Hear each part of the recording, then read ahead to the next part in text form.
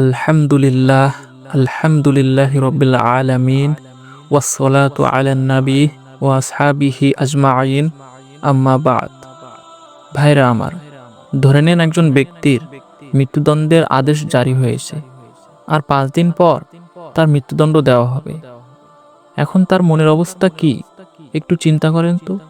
তার দিনগুলো এখন কিভাবে কাটছে?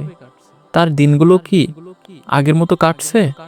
তার দিনগুলো কি নির্ঘুম কেটে যায় না? সে কি খাবার দাবারের স্বাদ পায়?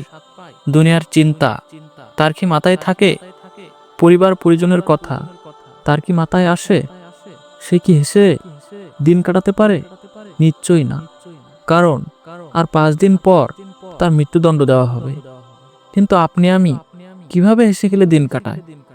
আপনার আর আমার অবস্থা তো একজন মৃত্যুদণ্ডপ্রাপ্ত আসামির চেয়েও খারাপ।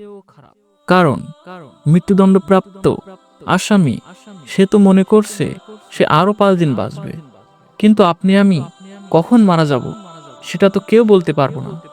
যে কোনো মুহূর্তেই মালাকুল মাউত আমাদের জীবনটা নিয়ে যেতে পারে। যে কোনো মুহূর্তেই আপনার আমার মৃত্যু হতে পারে। তবে কেন আমরা হেসে খেলে দিন কাটাই? কেন দুনিয়ার রং তামাশায় ডুবে আছি? কেন পরকালকে ভুলে আমরা দুনিয়ার চিন্তা নিয়ে মেতে আসি?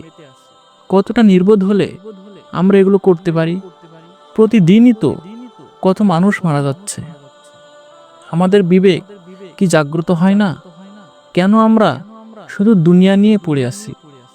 কেন আমরা আল্লাহ তাআলাকে ভুলে গেছি? আল্লাহ তাআলা সূরা ইনফিতারের 6 নম্বর আয়াতে বলেন, ইয়া আইয়ুহাল ইনসানু মা গররাকা বিরব্বিকাল কারীম। অর্থাৎ, হে মানুষ, কিসে তোমাকে তোমার প্রতিপালক সম্পর্কে ধোঁকায় ফেলেছে? কিসে তোমার তোমার প্রতিপালক সম্পর্কে বিভ্রান্ত রেখেছে? সুতরাং আপনি একটু ভেবে দেখেন, কোন জিনিসটা আমাদের পরকাল থেকে পৃথক রেখেছে?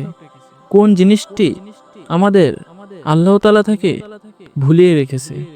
আল্লাহ যেন আমাদের সকলকে পরকালমুখী তথা আখিরাতমুখী হওয়ার তৌফিক দান করুক।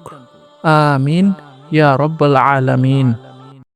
লাইট অফ ইসলাম চ্যানেলটি সাবস্ক্রাইব করে আমাদের পাশেই থাকুন।